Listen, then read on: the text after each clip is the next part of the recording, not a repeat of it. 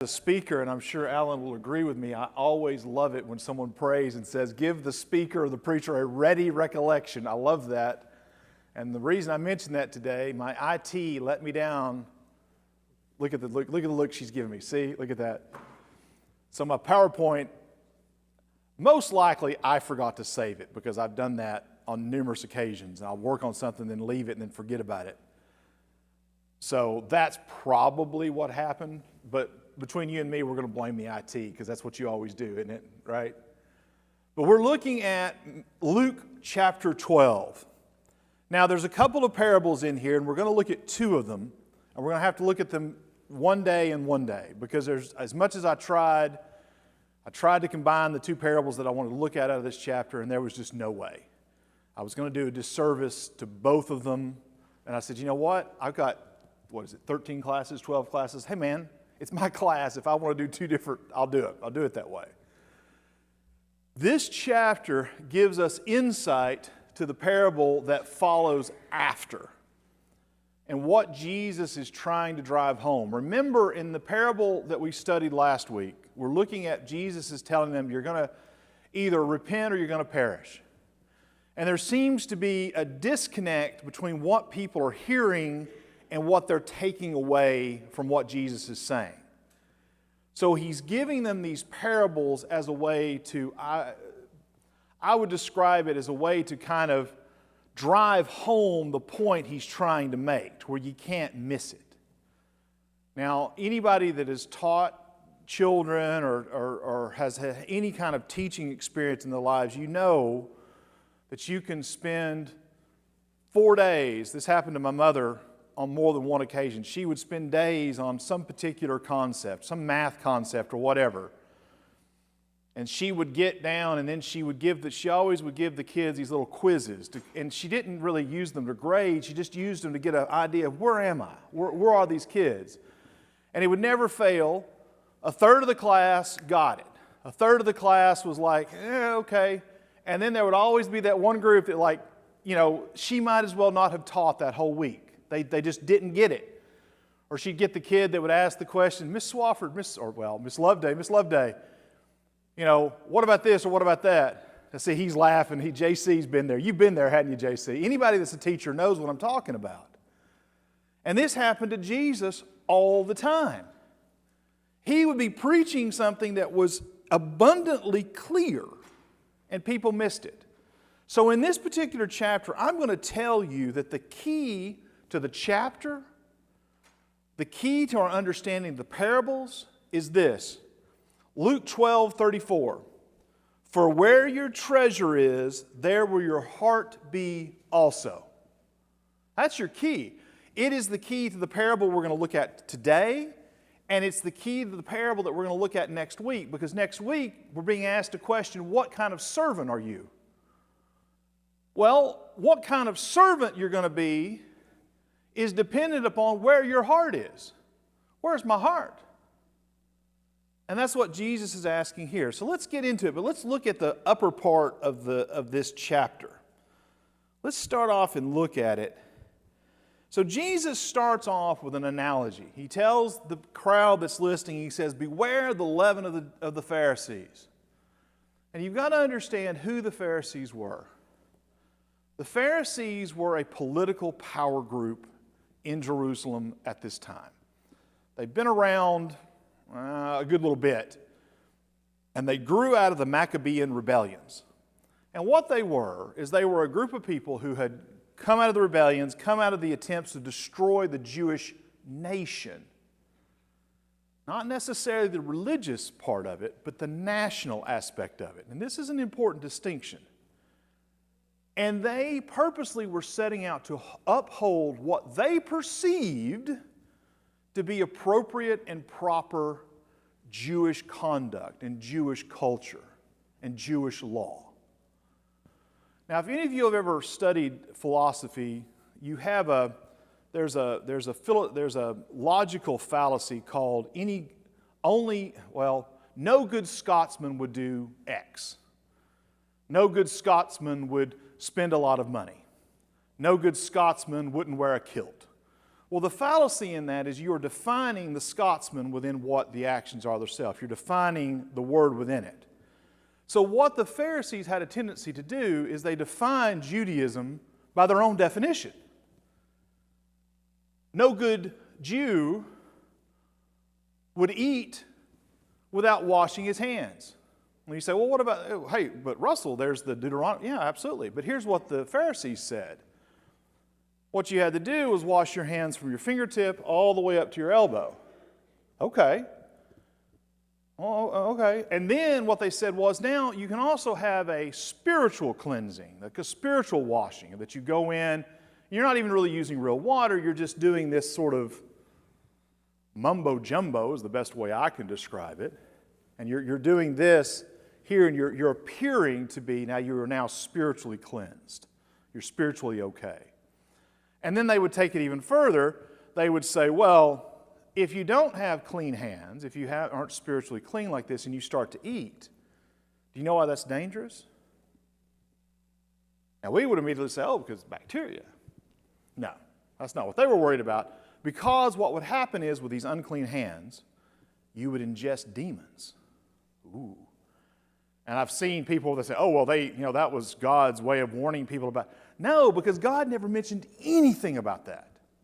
If you read the Old Testament, do you know what is phenomenally amazing about the Old Testament? Do you know what you don't find in the Old Testament? Nowhere. You don't find superstition. It's not there.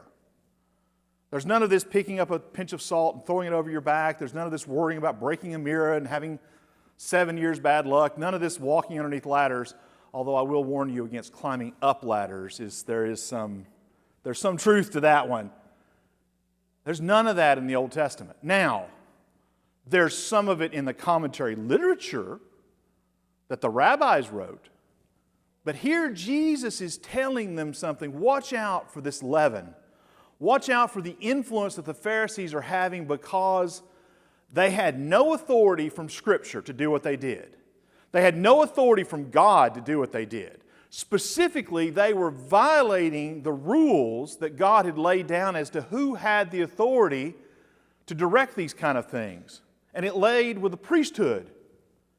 The Pharisees were not part of the priesthood. They were everyday, average people. Now, I don't have anything wrong with everyday, average people.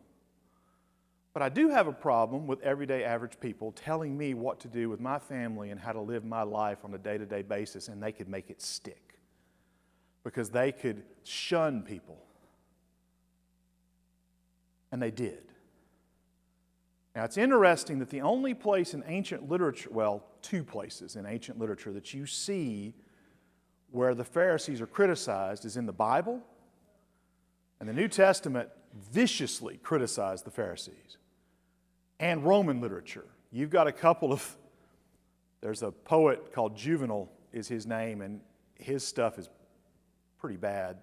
I actually read a book, in one of his books, they actually had a whole section that it said, look, we can't print what he said here because it would actually become pornographic.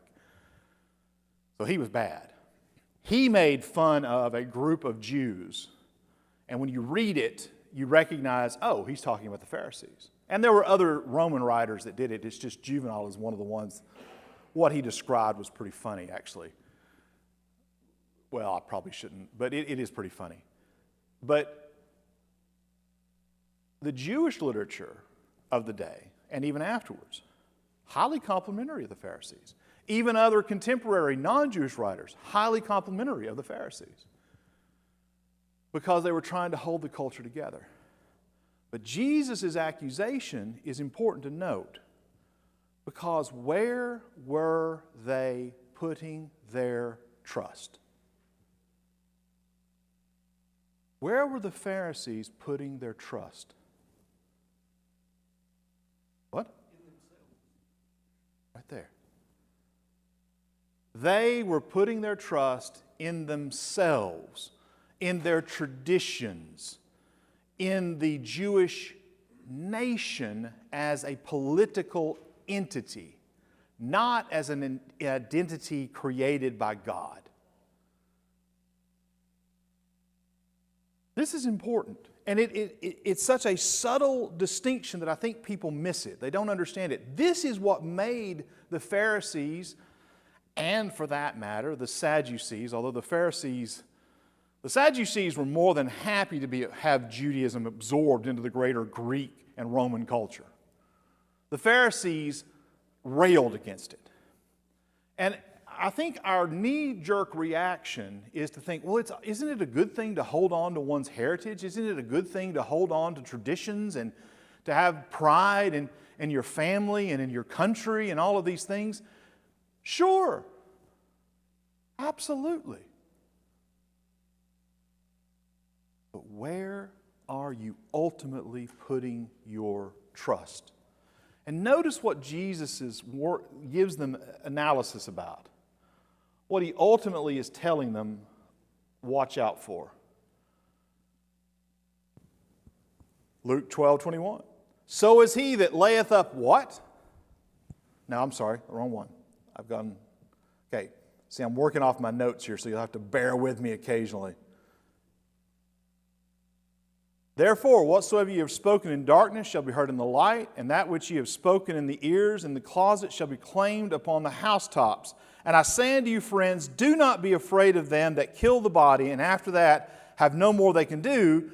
But I will forewarn you whom you shall fear. Fear him which, after he hath killed, hath power to cast into hell. Yea, I say unto you, fear him. Now, let's ask ourselves an important question here, and this is important for the parable that comes up later. Who are we talking about? Who are we to fear that has the power to kill and cast us into hell? Who are we to fear? Someone said it. Yeah. The Lord, the Father, the Heavenly Father, God. See, this is where we fail to meet this idea. We don't fully grasp it, I don't think. There is a judgment. And the consequences of that judgment are eternal. Everything that happens here on earth, anything that happens on earth that is of a man-made aspect, it is temporary. There is a wonderful poem called Asmodeus. If you ever go home and look it up and read it, it's a beautiful, amazing, wonderful poem. The line that always gets me is, the final line is, you have this great statue, or what's left of a statue, of this great king. And on it he says, all men, how does it go? View my works and quake in fear, or something along those lines. The point being, there's nothing left. There's nothing left of his kingdom except desert. There's nothing left of his statue except like the barest bones of it. It's broken down and fallen apart, ravaged by the passage of time. His name is all but forgotten. Now, who in here has read Socrates? Did you read it on your own, or did you read it because of college? You read it on your own, okay. So, oh, come on, Alan. I know you've read Socrates. Don't even start with me. Look at him over there like, no, I haven't read Socrates. I know he's read Socrates. Okay. How many of you have read Aristotle? Anybody? So I could go through this list. Now, some of this stuff I've read because of college courses that I've taken. Some of it I've read on my own because that's what I do. I like to read stuff. But I'm here to tell you, don't feel bad that you haven't read Socrates or Aristotle. It don't matter. It's okay. It has little to no impact upon your lives. None. And these two men were powerhouses of their day. These were great, amazing fellows. And they wrote well before Christ arrived on the scene. And we have something like 6 or 7 of their documents. And we don't even have any original documents of theirs. What we have is copies of copies. And who knows? Incidentally, do you know how many fragments of the Bible we have? Does anybody? Thousands. I've always found that interesting. But Aristotle, Socrates, we're not even sure that Socrates was even a real person. We're not even sure. Alexander the Great. Anybody read the history of Alexander the Great?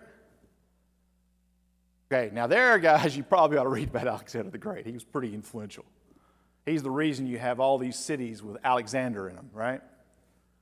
But again, great conqueror, amazing fellow. But, we kind of know the name, Alexander the Great. I'm not really sure why he's that way. Genghis Khan. Anybody read the histories of Genghis Khan? Okay, that dude conquered more land than any conqueror ever in any time period. Had a greater influence upon the future of our country, the world, than Alexander the Great did. Killed more people than anybody ever. Not directly, but directly and indirectly. But how many people know his name here? Now in China, it'd be a different deal. Or in Asian countries, it's a different deal. But here? So all of these wonderful, these amazing, awesome, terrible, horrifying men, all of these governments, all of these great empires, what do we know of them today? Human existence, human experience is fleeting at best. And we need to understand that. Now look, I'm not going to sit here and pretend that it is not a daunting thought. But the worst that can happen to us because of persecution is death. That's it. That is the absolute worst that can happen to us. Hold on, I apologize. I've got to catch my notes up here. There we go. I'm not going to pretend that's not daunting. I'm not going to pretend that that's not daunting or terrifying to think about. That's the worst they can do.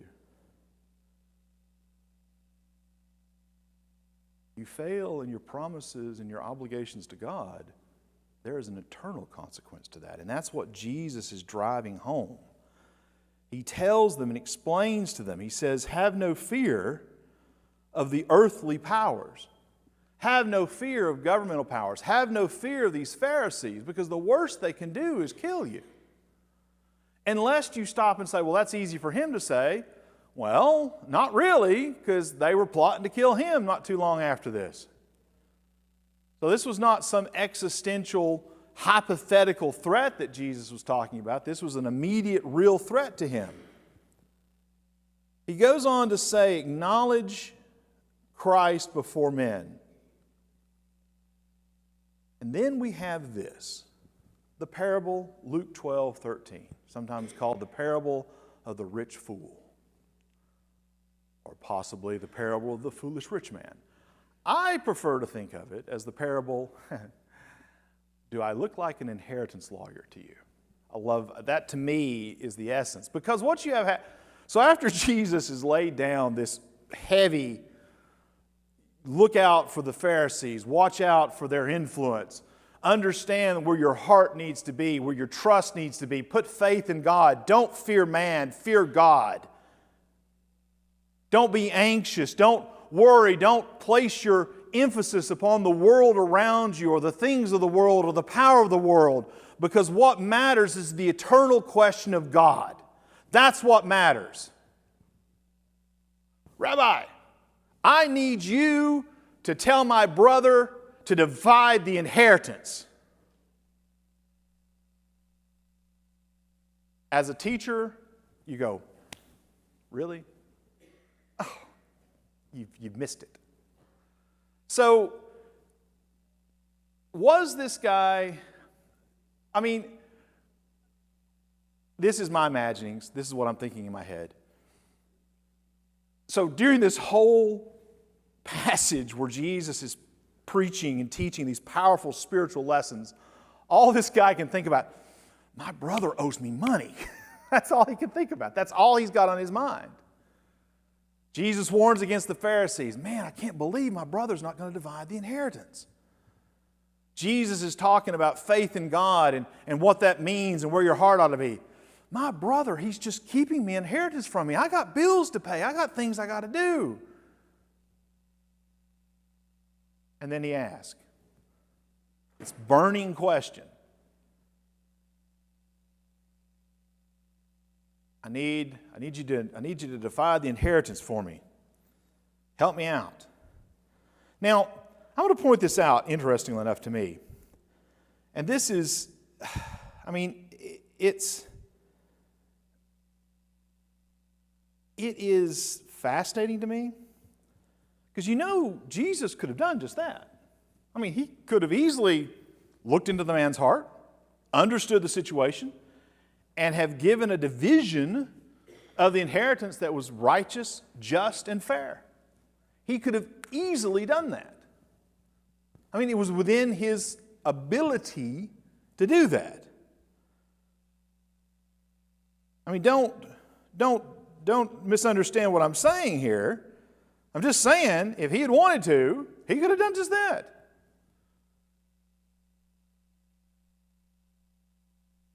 The Jewish law was the older brother, and so the older brother got 2/3. And then, if you had just one other brother, he got 1/3. And then, of course, if you had more brothers, they got it 2/3 and then 1/3, and then the rest of you all were just kind of out of luck. The reason they did it that way, and the English later would do it the similar way, is that you maintain the property. The property doesn't get broken up into smaller and smaller and smaller parcels of land. Because eventually property gets broken up so much that it can't be farmed anymore in any kind of effective way. Now the British were even worse. Like the brother got almost all, and then your younger brothers were and girls and the women, the sisters, they were just out of luck as far as that went. So it's not really clear what he's asking. Divide the inheritance, whether he's asking divide it with me evenly, whether he was he would have had to have been a younger brother, because the older brother would have already had the authority to do this. But notice what Jesus says. Man, who made me a judge or a divider over you? And this goes hand in hand. So later on, when he's asked, who does this coin belong to, right? He gets asked that. What does he say? Render unto Caesar that which is Caesar, and unto God that which is God's. Now, you can take this in a larger sense. Everything that we have comes from God, right? So God owns everything. But there is a division there. God lays this out for us. And Jesus is making this plain. Why did Jesus come into the world? Why was he here? Why? He says it. He says it on numerous occasions. I'm asking, come on. What? To seek and to save the lost. That's why he came into the world. He didn't come into the world to work out all of our little petty problems. He didn't come into the world to divide up our inheritance. He didn't come into the world to make the nation of Israel number one again. He didn't come into the world to overthrow the Romans. He didn't come into the world to do all of these temporal, political, earthly things that matter to us. When Jesus was before Pilate, what did he say? My kingdom is not of this world. And that's what he's telling this man here. Have you not heard a thing I've said? Who made you? Who made me a judge or divider? Take heed and beware of covetousness, which most likely gives you an insight into where this man's heart was. Not saying that absolutely, but I think it probably does. Beware of covetousness, for a man's life consisteth not in the abundance of things which he possesseth.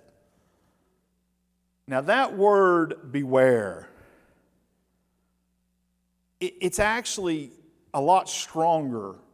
Don't ask me to pronounce maybe you can. Can you pronounce the Greek on that for us? I tried. But the Greek there is a lot stronger.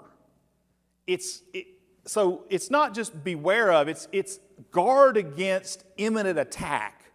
Guard against an expected attack. We're going to get attacked from this direction. Covetousness is going to attack us. It's going to be a problem.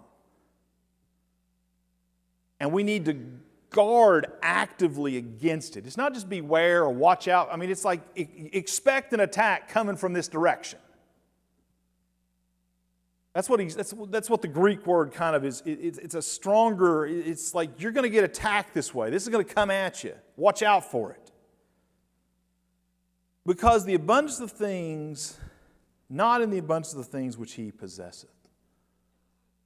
So my personality, who I am, my worth as a human being is not defined by my possessions. Do you all believe that? Does everyone in here believe that? Do you think the world believes that? Why not? So, if you watch a commercial for a new vehicle, like a commercial that's selling a brand new car, right? Do they talk about the reliability of the car? I mean, really? Do they talk about how, okay, like they pay lip service to that, right? Like they talk about, oh, this is a reliable car, it's got good gas mileage, blah, blah, blah, blah, blah. But that's always the peripheral, isn't it? What's the main focus of any brand new car? What is it? I know this because I've had to buy, new to me vehicles over the last couple of years. So I got the pitch, man. What's the pitch? What? How it looks. Oh, this is the car that, who drives? Who drives these kind of cars? Successful people. Successful people drive these kind of cars. And if you drive this kind of car, you yourself are going to be successful. When I was a kid, I remember when they used to have cigarette commercials. What did you always see? People smoking a cigarette. What do they always look like? Gorgeous, glamorous people sucking on those death sticks. Now, no offense to anybody that has struggled with cigarettes and nicotine addiction. It is the hardest addiction out there to kick. It is terrible. It is hard. But you know, if you're struggling with that, you know the ravages that this has on your face, on your voice, on your appearance, on everything. It ravages the health, it ravages the body. And you can think in your own head, all of the commercials, what do they appeal to? They appeal to looks, to status, to having higher status if you wear the right clothing, if you wear the right shoes, if you wear whatever. One of the main appeals of back in the day, again, I can remember when these came out, and you got to understand that I have absolutely no affinity to sports, none. So I was like, I don't understand. Air Jordans. Everybody had a pair of Air Jordans. And I looked at them, I thought, those are like really uncomfortably large, ridiculous looking shoes to me. Because they were like ginormous shoes. What was they, like $100 back in the day? Which I knew the chances of me talking my mom into getting me a pair of $100 shoes was not going to happen.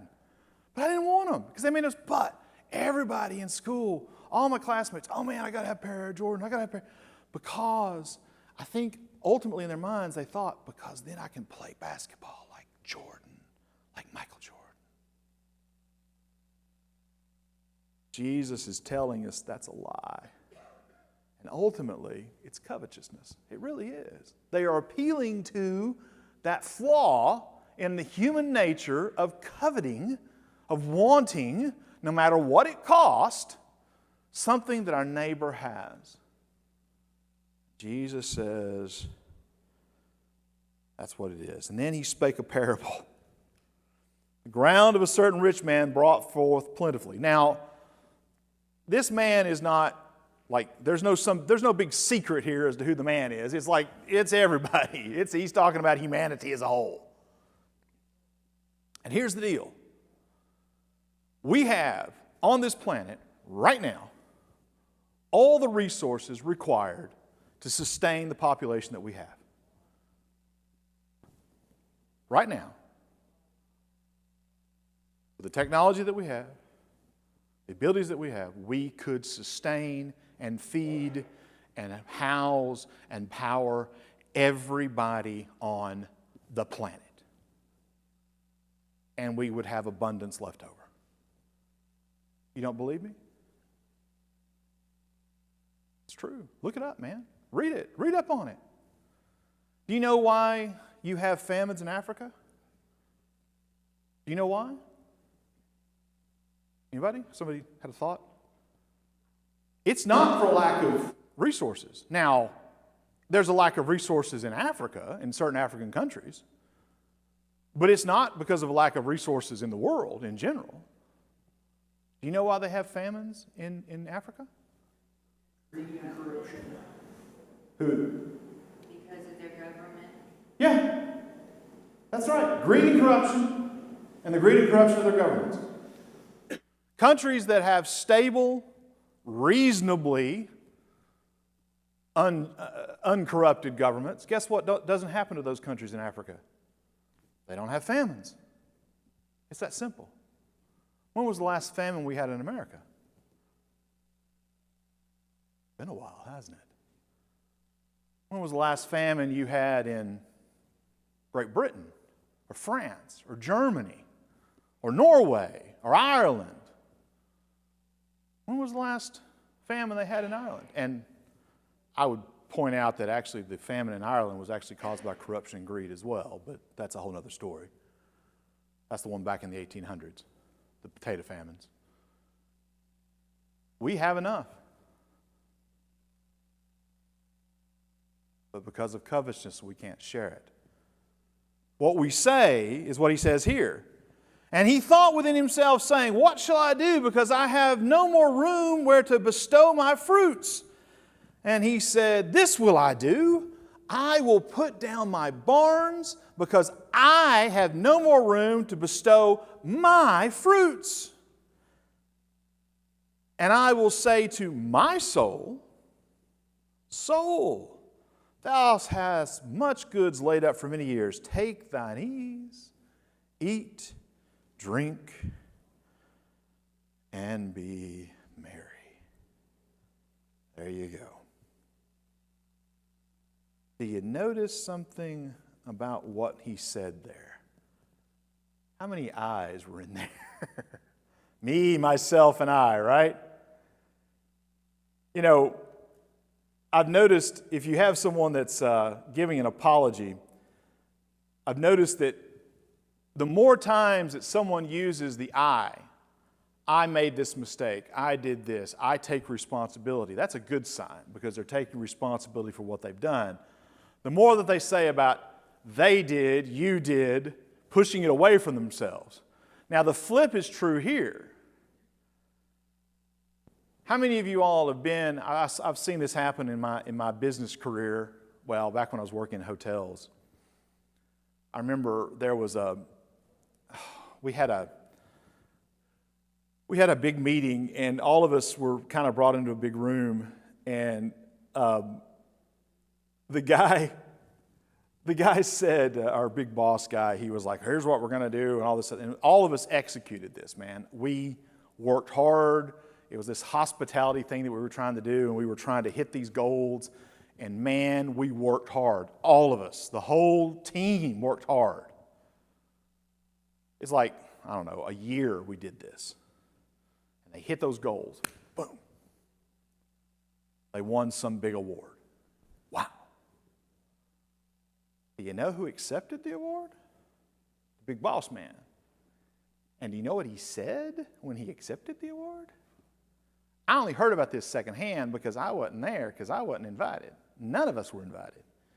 He said, I appreciate this award and I accept it, and I hope that I will be able to achieve these same goals next year.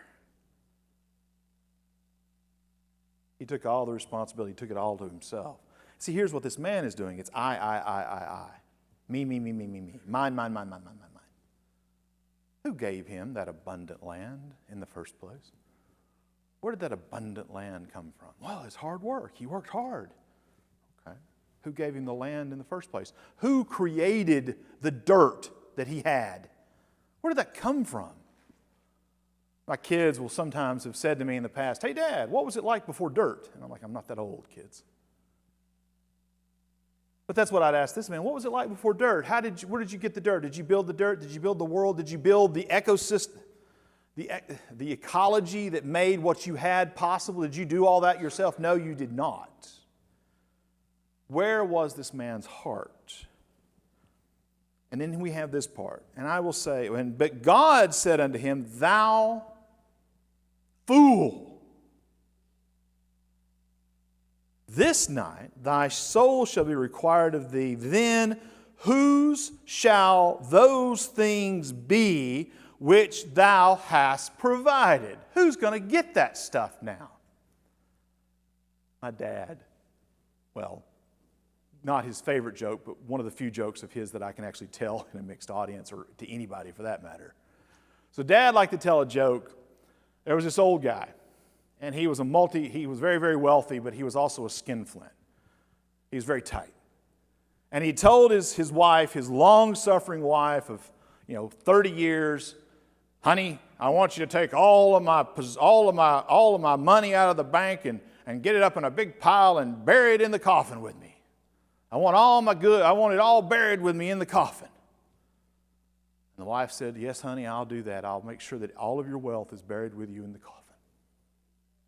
And then when he died, last words he said, the last thing he said to her, to everybody present, make sure all of my money is buried with me when I die. And then he dies, and he's buried. And at the last moment, everybody's looking at the widow, and she walks up and takes out a little piece of paper. She scribbles some stuff on it, and scribbles on it, and then writes it out, and then puts it in the coffin. And they close it, and they go down. Afterwards, the man's lawyer says, well, what was that? What did you do? I wrote him a check. If he wants to cash it, he can. Dad would cackle after that. He thought that was pretty funny. But there's the truth of it. Do you think that man cashed his check? Alan's up there. No, of course he didn't. Because we know something fundamental at death. You can't take it with you. You cannot take your earthly possessions, your earthly wealth, your earthly power, your earthly fame. You can't take it with you. And if you want to have a humbling experience, go to some old cemetery. And I'm talking about ones that have been around for hundreds of years. Go to the old cemeteries and go look, because you can watch the progression of time. Because the newer graves will stand out bright and beautiful, easily read. And then as you go back through the passage of time, 50 years, they start to be not able to be read anymore. Hundreds of years, you can barely read anything on them. Anything over 100 that if it's not been protected or otherwise that there's been taken steps to preserve, there's nothing. They find cemeteries all the time, these old family plots where there's just like little stones, like there's nothing left. Look at all these old monuments of these great people, Napoleon or the famous who's buried in Grant's tomb, all of those. Look at those tombs. You know why they're preserved? You know why they're still around? Because we've taken time to protect them and preserve them. Alexander Great, again, one of the greatest military commanders in the Western world, we don't even know where he's buried now. We don't have a clue. Where it is was lost to time.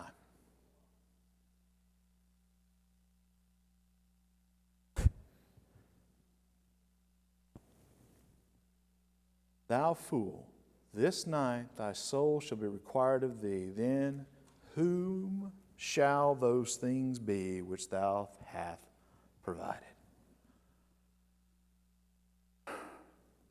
Who did those things belong to? Who did those things belong to? What did you say, Alan? Oh, I'm going to have to disagree with you, Alan. I'm going to have to disagree with Alan. Here's why. Do you know why I'm going to say those things didn't belong to God? Because the man didn't give them to him. Now, ultimately, yes. But understand what I'm saying. This man did not pledge those things to God. He did not give those things to God. Paul, in writing about this, in giving advice to Timothy, remember the advice. Uh-oh. Why did you cut out on me, notes? Don't do that. That's a bad idea. In 1 Timothy 6, verse 17, charge them that are rich in the world that they be not haughty or high-minded, nor trust in uncertain riches, but in the living God, who giveth us richly in all things to enjoy. And what should you do with this wealth? What should you do with this wealth, rich Christian? What should you do with it? That they do good, and that they be rich in good works, ready to distribute, willing to communicate. Now, that word communicate doesn't mean I'm willing to talk to you and tell you what you done wrong and tell you why I can't give you nothing and tell you why I'm going to hang on to my money. That's not what it's talking about, because that's not what the word means. The word means give people money. That's what it means to communicate when you're looking at the Old Testament, not the Old Testament, the New Testament, King James Version.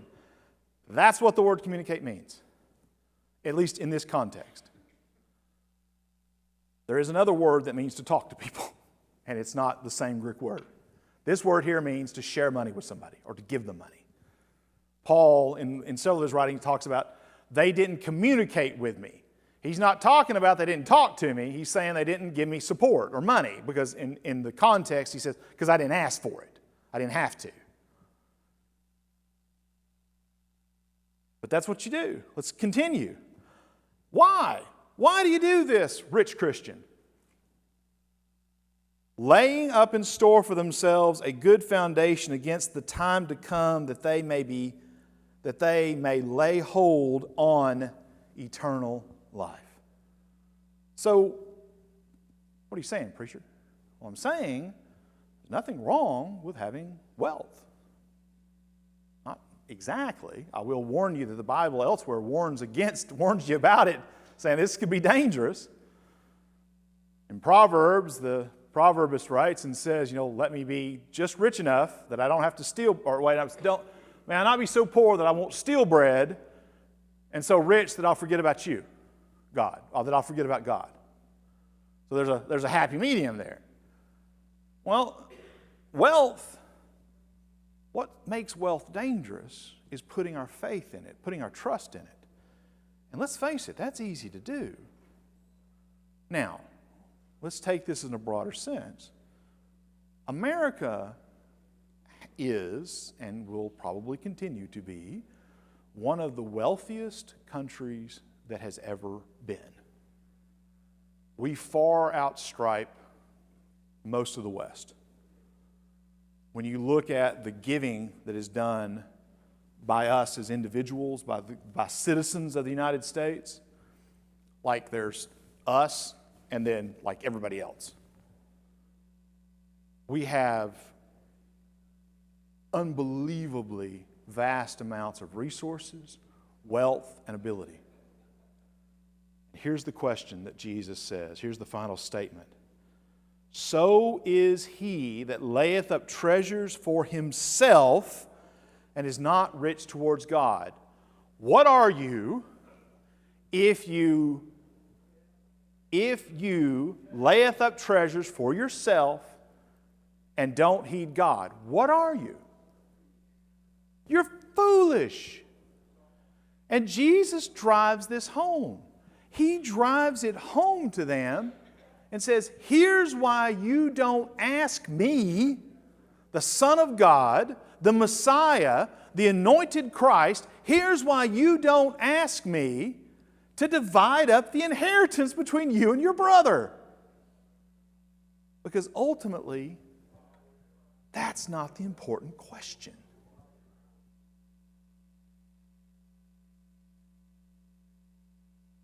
Now, our time is up. I want you to take this last thought with you, because we need to carry it over into the next parable. Where my heart is, where I put my faith, where I put my trust, where I put my treasure,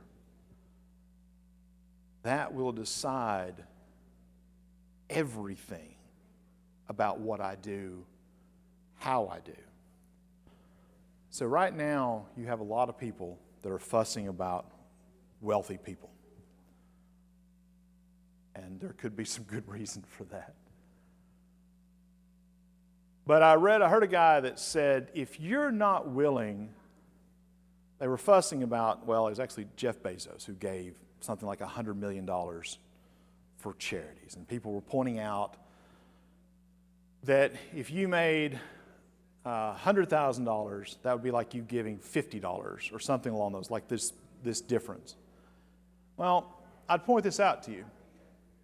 If you're not willing to give a small percentage of your salary now, if you're not willing to give 10 cents on the dollar or 5 cents on the dollar when you're making a small amount of money to help others, or you're not willing to spend your time to help others, if you're not willing to volunteer to help others, if you're not willing to go out and help those around you, right now, in the situation that you find yourself in, what makes you think when you become wealthy that that's what you're going to do, that you're suddenly going to become this great charitable individual?